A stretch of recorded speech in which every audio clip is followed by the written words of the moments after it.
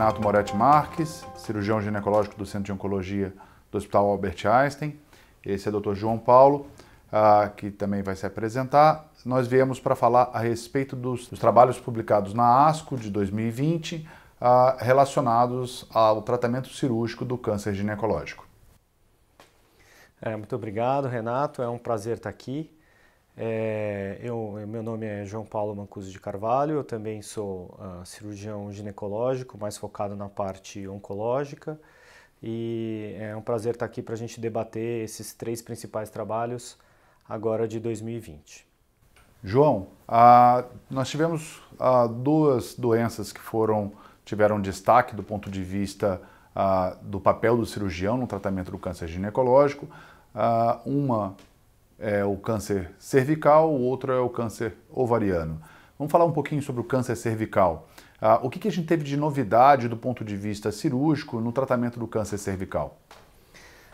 Então foi apresentado um trabalho sobre o tema do linfonodo sentinela no câncer do colo uterino. É um trabalho do grupo francês, coordenado aí pelo Le Courroux. Eles já tinham apresentado 2 outros trabalhos importantes sobre o tema, o SENTICOL 1 e 2, e agora eles fizeram uma análise de subgrupo aí desses 2 trabalhos, focando na segurança oncológica de longo prazo da utilização do linfonodo sentinela. O linfonodo sentinela no câncer cervical, de certa forma, a comunidade toda que trata câncer ginecológico já vem, de certa forma, utilizando regularmente, e a gente tem muitas dúvidas ainda, algumas inseguranças na prática, tanto do ponto de vista técnico quanto do ponto de vista de resultados oncológicos. Eu acho que esse trabalho nos ajuda a entender isso um pouquinho mais. João, você quer falar um pouquinho a respeito da metodologia desse trabalho? Sim, então os autores selecionaram aí as pacientes que foram tratadas nesses 2 estudos, no SENTICOL 1 e 2, mas eles selecionaram um grupo muito específico de pacientes, que foram aquelas que não apresentavam nenhum tipo de comprometimento linfonodal. Eles retiraram então todas as pacientes com linfonodos francamente comprometidos, mas também aquelas com micrometástases e com células células tumorais isoladas. Então é um grupo de pacientes que tem o melhor prognóstico, e aí dentro desse grupo de pacientes eles avaliaram as pacientes que receberam apenas a retirada do linfonodo sentinela versus as pacientes que fizeram linfadenectomia sistemática. Eu acho que aqui a gente já começa a ter uma modificação um pouco dos trabalhos que antecedem a publicação do SENTICOL, onde regularmente a análise do linfonodo sentinela ele era feito baseado na remoção do linfonodo sentinela, e as pacientes eram randomizadas para a linfadenectomia sistemática, subsequentemente recebiam a linfadenectomia sistemática. Aqui nessa análise de subgrupo já foi um pouquinho diferente, né? Isso, então eles pegaram 345 pacientes, né? Dessas 345, 172 fizeram a linfadenectomia sistemática e 87 fizeram apenas a ressecção do linfonodo sentinela. Lembrando então que eles excluíram todas as com linfonodos comprometidos. E o que eles encontraram, né? Eles encontraram que os grupos eles foram relativamente semelhantes entre si, porém, apesar de serem pacientes provenientes de estudos randomizados, né, o grupo de pacientes que fez a linfadenectomia sistemática tinha tumores relativamente maiores do que as pacientes que fizeram apenas o sentinela, né? Então, mostrando que as pacientes que fizeram a linfadenectomia sistemática tinham tumores com um discretamente pior prognóstico, né? E o que eles encontraram, né, na análise de sobrevida, né? Eles não encontraram diferença na sobrevida das pacientes que foram submetidas ao linfonodo sentinela versus as que fizeram linfadenectomia sistemática. Então, ambos os grupos tiveram, não houve diferença estatística de sobrevida, tanto livre de doença quanto global para essas pacientes.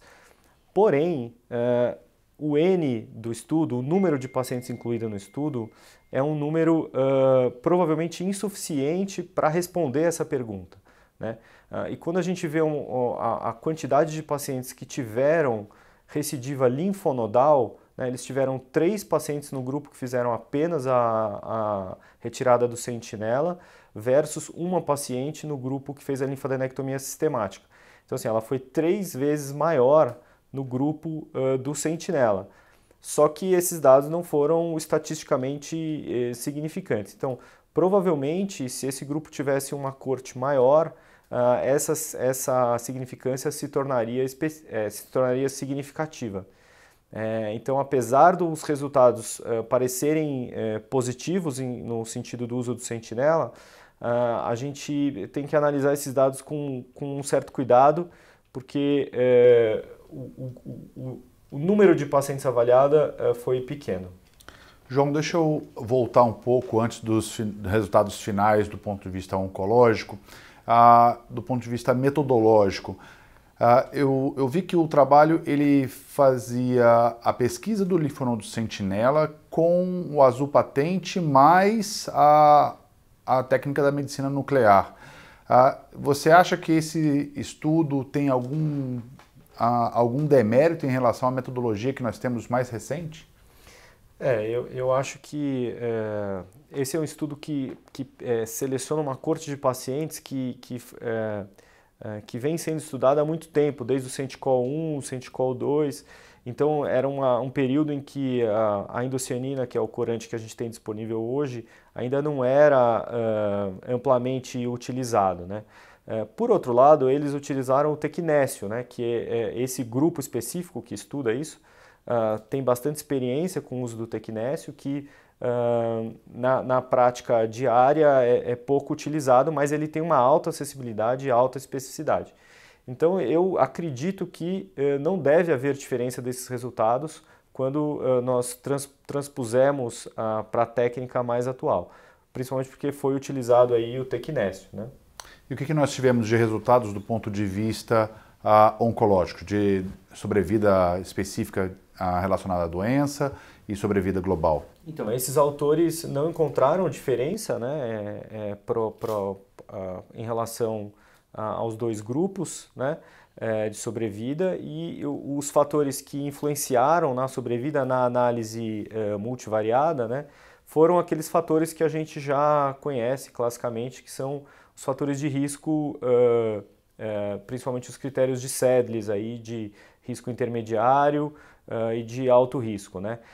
Essas pacientes foram excluídas as que tinham linfonodo comprometido, então tinham poucas pacientes de alto risco, mas os critérios de risco intermediário de Sedlis, que são infiltração estromal profunda, invasão angiolinfática e tamanho tumoral maior do que 4 ou 5 centímetros, dependendo da combinação aí do Sedlis, são os fatores mais importantes para a sobrevida nesse grupo de pacientes. E o que a gente pode concluir? O que os autores concluíram do estudo, João? Então, os autores concluíram que a utilização do sentinela é um procedimento seguro do ponto de vista de sobrevida de longo prazo, né?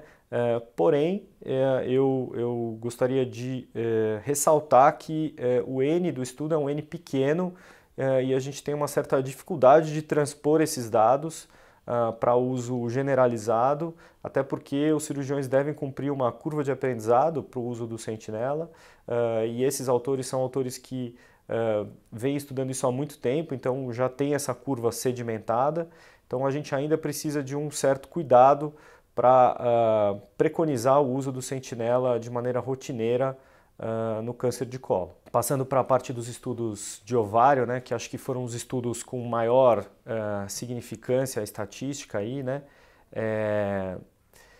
Renato, você quer comentar sobre o estudo Desktop 3?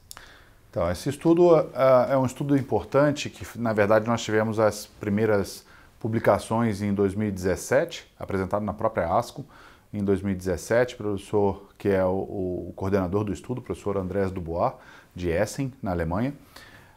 que é um estudo que, na verdade, também tem um histórico muito interessante, né? Os moldes do que o João vem falando, que a investigação do linfonodo sentinela no câncer cervical já vem de longa data com o estudo Senticol 1 e 2.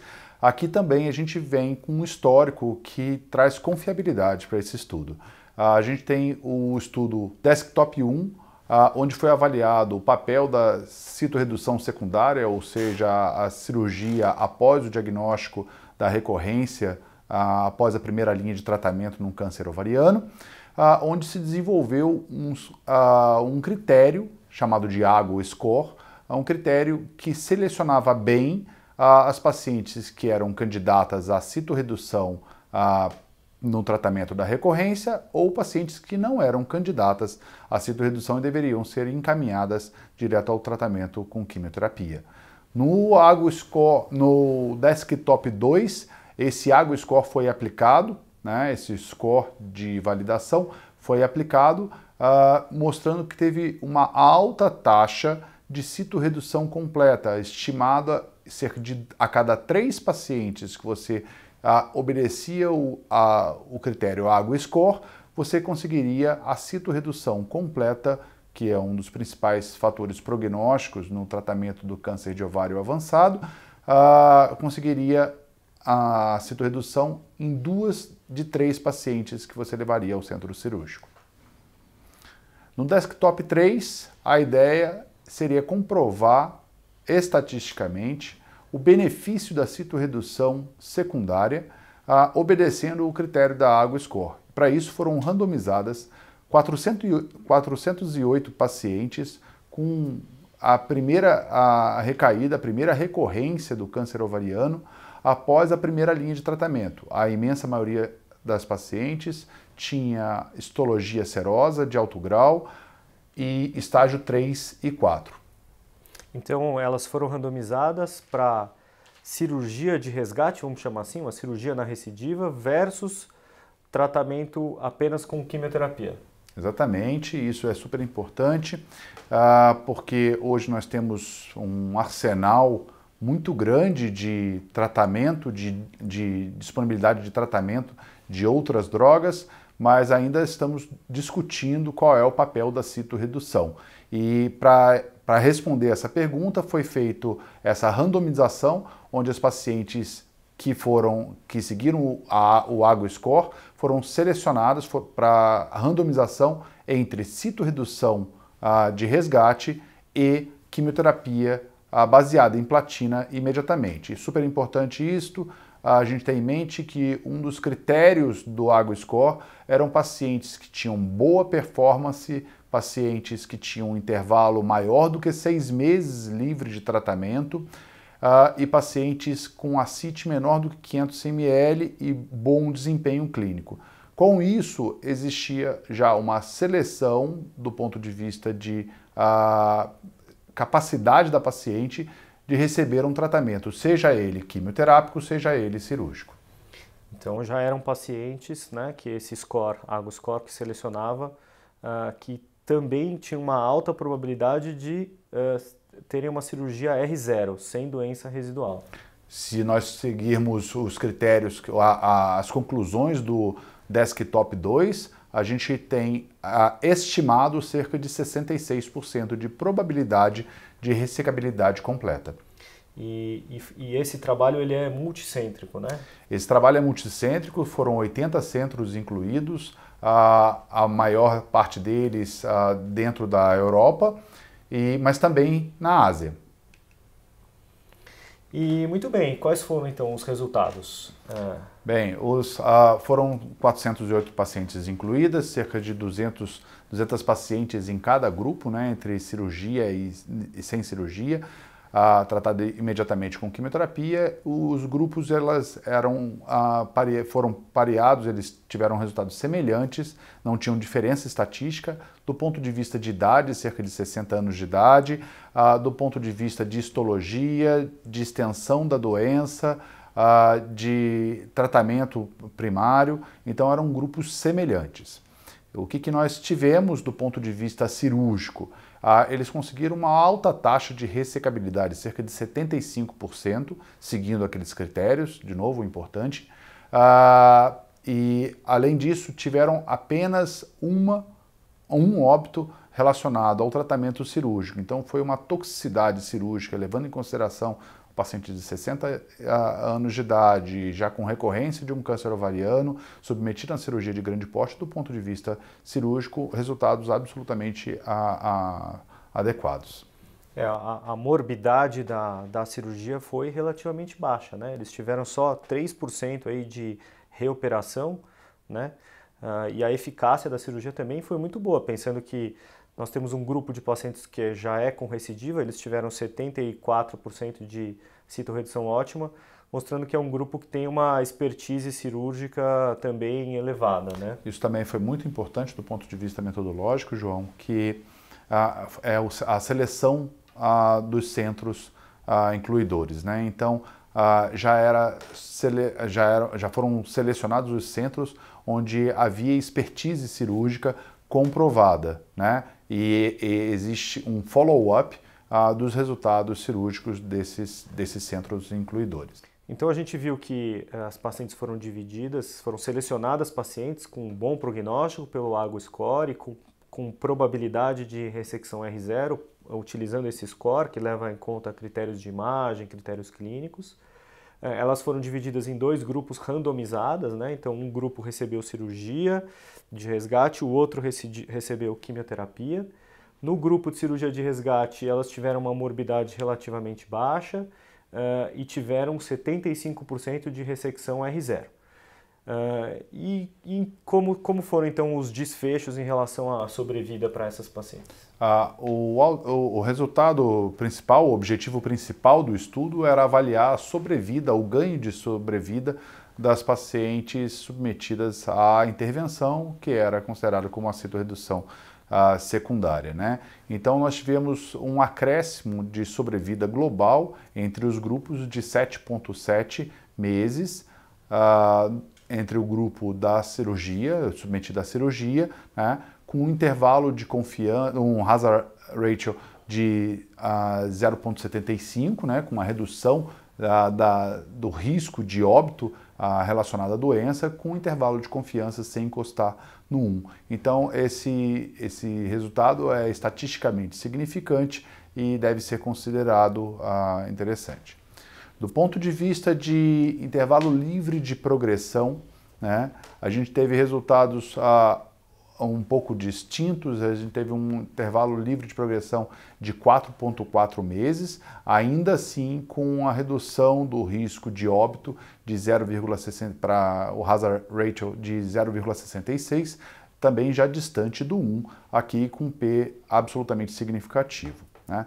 Interessante que as análises de subgrupo que começam a surgir, obviamente não era o objetivo principal do estudo, mas análise de subgrupo mostrando que as mulheres que foram submetidas à citorredução completa, ou seja, deixaram em R0 sem doença macroscópica visível, tiveram resultados muito superiores aos pacientes que tinham doença residual nessa intervenção, né? Esses números já são muito conhecidos, mas interessante dentro de um trabalho randomizado, prospectivo, mostrando que a citorredução completa teve um intervalo, a sobrevida global de cerca de 62 meses comparado com cerca de 29 meses para as pacientes que tinham doença residual. Quando a gente avalia esse grupo de citorredução completa, ou seja, R0, versus aquelas mulheres que foram submetidas à quimioterapia, como tratamento de escolha na randomização, a gente teve um ganho de sobrevida também próximo de 16 meses. Então são resultados realmente impactantes, com hazard ratio de 0,57 e com intervalo de confiança chegando até 0,76. Então resultados bem animadores. O professor Dubois, que foi o apresentador desse estudo, né, o pesquisador principal e apresentador do estudo agora na ASCO, tá? Ele reafirma os resultados preliminares que foram apresentados em 2017 como o mais importante estudo prospectivo para avaliar o papel da citorredução secundária no câncer de ovário, obedecendo os critérios da Água Score. Ele conclui que existe um grande acréscimo do intervalo livre de doença e da sobrevida global nesse grupo. Eu acho que o interessante também é comentar que a gente às vezes não está comparando grupos homogêneos, né? Então, a melhor comparação, a comparação onde a gente tem a maior diferença, né, é entre o grupo que tem a cirurgia R0 e o grupo que não faz cirurgia, né? Quando a gente pega as pacientes que não tiveram a citorredução ótima, aí o papel da cirurgia já não é tão marcante, na verdade ele não impacta em nada, né? Então a cirurgia ela só se mostra benéfica quando ela atinge citorredução ótima. Então o critério de seleção dessas pacientes que deve ser muito bem estabelecido. Isso é muito importante você destacar, João, porque a gente são tantas informações para serem passadas, mas num critério de inclusão, né, eram pacientes estágio 3 e 4 que foram submetidos à citorredução completa no primeiro momento, ou estágio 1 e 2 adequadamente estadiadas, né? Então, a gente vê que o papel da citorredução completa se mostra importante e talvez definitivo na primeira abordagem e também na recorrência. Bom, então o terceiro estudo que nós vamos discutir hoje e o segundo sobre câncer de ovário, né, que foi apresentado na ASCO 2020, ele também trata do tema da citorredução secundária, né? Então, para a cirurgia primária, a gente já sabe que a citorredução ótima é o padrão, né? Mas o que fazer com essas pacientes no segmento quando elas recidivam é que é relativamente controverso, né? E aí a ASCO desse ano então trouxe esses dois estudos que parece que trazem um norte para a gente, né? Você quer comentar esse segundo estudo sobre câncer de ovário aí do grupo chinês? É super interessante, né? Você vê que já é o abstract seguinte, a apresentação oral do abstract seguinte do estudo do professor Dubois, e talvez ele tenha grande relevância mesmo, uma vez que no ano passado, ano retrasado, foi apresentado o GOG 213, né, o estudo do professor Robert Coleman, a respeito da citorredução secundária versus a imediata quimioterapia, mas com acréscimo do bevacizumab. Então esse assunto está realmente muito importante. Esse segundo estudo é um estudo metodologicamente muito interessante. É um estudo feito na China, chamado de estudo de Xangai, pelo professor Zheng, com algumas características, um desenho geral muito parecido com o desenho do Desktop 3, né? Mas algumas diferenças metodológicas que a gente vai poder discutir aqui. E no tema, né, da citorredução, a gente tem um estudo importante, além desses dois que nós estamos discutindo, que foi apresentado no ano passado, né? Esse estudo é o GOG 213 do Coleman, que você citou, e o interessante é que o resultado é o oposto, né? O estudo do Coleman conclui que a cirurgia não traria benefício para essas pacientes com recidiva, né? Então esse assunto ele ainda gera uma certa discordância, né? E acho que esses dois estudos vão ajudar nesse dilema, né? Por que você acha que o estudo do Coleman não mostrou essa diferença?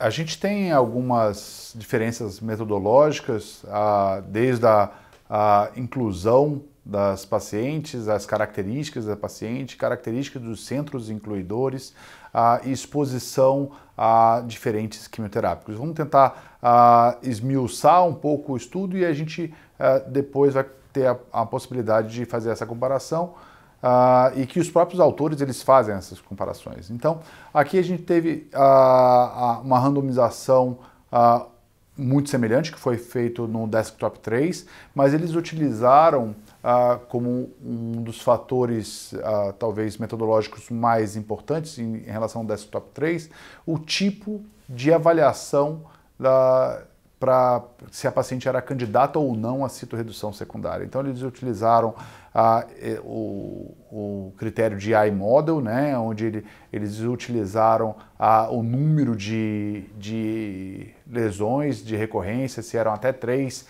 lesões, se eram de 4 até 19 lesões, ou se eram mais do que 19, eles consideravam como carcinomatose, né, mas ainda incluíam uma avaliação subjetiva dos investigadores se a paciente era candidata realmente, se era possível fazer a citorredução completa. Quando existia alguma diferença entre o pesquisador e o pesquisador principal, né, era solicitado um PET-CT para tentar melhorar essa concordância entre os investigadores, mas a palavra final ficava para o investigador principal, o Dr. Chang. Então, os autores eles foram no cerne da questão, né, que é escolher bem a paciente. A paciente que vai ser operada, ela deve passar por um workup pré-operatório com uma avaliação rigorosa para a gente identificar, ou para ser identificada, qual paciente que vai provavelmente atingir citorredução ótima, né? E quais são as diferenças, então, dos critérios do Água Score, do desktop, para esses critérios de Xangai? Você acha quais foram mais rígidos? Quais foram as principais diferenças? Eu acho que o Água Score ele acaba sendo muito benevolente com o cirurgião, isso é uma das características, ele é bem simples de ser aplicado. E com esses critérios, né, tanto de performance da paciente, a extensão da doença, a presença ou não de ascite, são critérios bem benevolentes em relação ao cirurgião, e isso acaba permitindo que você opere pacientes que você tenha uma confiabilidade muito grande que você vai conseguir realizar a ressecção. Apesar de a maior parte dos centros incluidores dentro do desktop serem de excelência, é importante a gente destacar aqui que esse estudo, o estudo de Xangai, ele teve apenas 4 centros incluidores, né, onde exigia-se que os cirurgiões tivessem entre 200, os centros tivessem entre 200 e 800 casos cirúrgicos de câncer de ovário ano, né? Então, um altíssimo volume, eu acho que indiscutível a capacidade. Isso a gente vai ver que os resultados são bem interessantes quando a gente fala em taxa de ressecção. O iModel não é uma metodologia amplamente utilizada. Dentro do estudo ele faz até uma sobreposição com círculos, de que forma que esse iModel ele se sobrepõe ao Água Score, mas ele é um pouquinho mais abrangente, ele acaba incluindo pacientes com uma possibilidade de citorredução completa um pouco menor, né? Então realmente é desafiador. Então eles também selecionaram, né, pacientes com um intervalo livre de recorrência maior do que 6 meses, então todas pacientes platino sensíveis, né, em que eles aplicaram o score de probabilidade de citorredução ótima, e aí randomizaram para 2 grupos, um grupo que receberia a cirurgia e um grupo que seguiria com o tratamento baseado em platina, né? Exatamente. Interessante que, diferente do estudo da desktop, onde o objetivo principal é a sobrevida global, aqui ele inclui a sobrevida livre de progressão, né, e o intervalo livre de tratamento. Isso. E quantas pacientes foram incluídas no estudo? Foram cerca de 350 pacientes incluídos no estudo, seguidos por cerca de 2 anos, 2 anos e meio. Eles fizeram o cálculo para análise interina com cerca de 105 eventos, né, onde leia-se esses eventos como recorrência ou óbito relacionado à doença, para que tivesse significância estatística. Então também um N bastante significante. Não tenha dúvida nenhuma. Bom, e aí, o que a gente teve de resultado então? Bem, vamos lá. Nós tivemos pacientes mais jovens, do que nós tivemos no Desktop 3. Tivemos pacientes com a faixa etária por cerca de 55 anos de idade no grupo da cirurgia e 53 anos de idade no grupo sem cirurgia. Então essa já é uma primeira parte que eu acho que é bastante relevante. Outra coisa que a gente tem que destacar que são pacientes chinesas, né? São todas pacientes chinesas, então provavelmente com características étnicas e genéticas um pouco diferentes. Mas dentro dos dois grupos, relativamente bem balanceados, né? Super bem balanceadas, né? São pacientes que a maior parte, ainda maior do que no desktop, a maior parte com estágio clínico 3 e 4. Interessante que eles avaliaram algumas outras coisas, como preferência da paciente pela cirurgia, né? Então isso também era relativamente balanceado, né? A histologia serosa de alto grau era a histologia preferencial.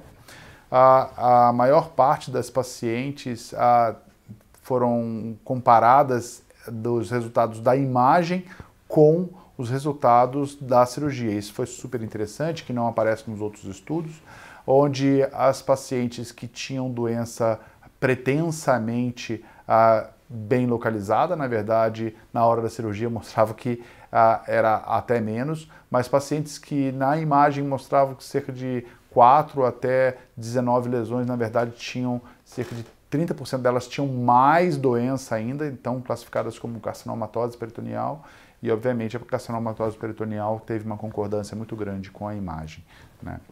Então eles tiveram uma morbidade relacionada à cirurgia maior do que teve no desktop, né? Então chegamos a 5% de morbidade relacionada, apesar de eles não terem relatado nenhum óbito. Mas ainda assim uma morbidade bastante baixa, né? Levando em conta que são pacientes com uma doença avançada, submetidas a uma segunda cirurgia. Não tenha dúvida nenhuma. Resultados do ponto de vista de morbidade absolutamente aceitáveis e passíveis de conversarmos com os nossos pacientes no consultório.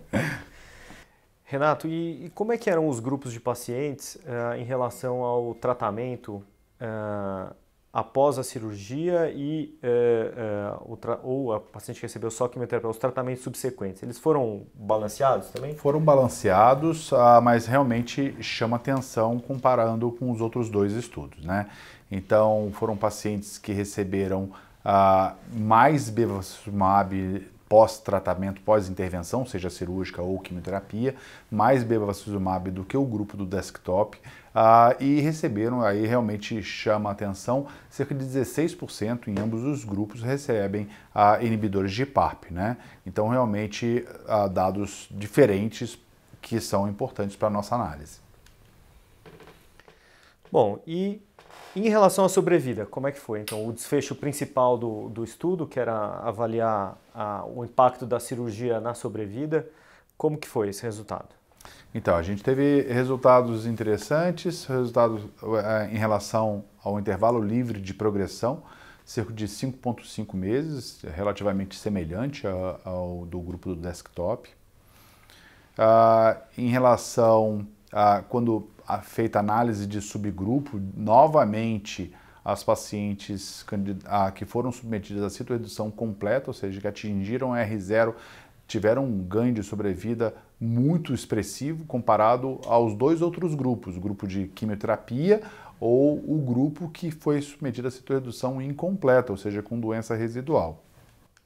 Então, acho que a gente pode concluir, né, que a cirurgia ela é benéfica quando a gente consegue R0, né? Então, a seleção das pacientes com recidiva para a cirurgia deve ser baseada nessa possibilidade de se atingir citorredução. E quando a gente atinge a citorredução ótima, isso impacta positivamente na sobrevida, né? Foi isso que os dois trabalhos que nós comentamos concluem, né? Então, interessante que o próprio trabalho do Dr. Chang, ele, na sua apresentação, ele faz sempre esse paralelo com os dois outros estudos, o GOG213 e o Desktop 3, mostrando que quando você tem taxas de citorredução completa elevadas, você tem um potencial benefício do ponto de vista de sobrevida global e de sobrevida livre de progressão, principalmente sobrevida global. Então, são dados que têm que ficar na nossa mente e abrindo a possibilidade de futuras discussões. Mas os 3 trabalhos foram muito interessantes de serem discutidos. E Renato, então o que você acha que esses resultados desses 2 estudos de câncer de ovário vão impactar na nossa prática diária daqui para frente? Eu acho que eles são estudos que reforçam algumas atitudes que nós já vimos tomando durante longo tempo. Um é a necessidade do esforço cirúrgico, da capacitação do cirurgião para ter o esforço cirúrgico máximo na primeira abordagem, conseguindo que mais pacientes sejam classificadas como citorredução, que foram submetidas à citorredução completa. Segundo, é a escolha diante da recorrência, que infelizmente é bastante frequente, a boa escolha da paciente que é candidata à cirurgia e com alta probabilidade de ser submetida à citorredução completa.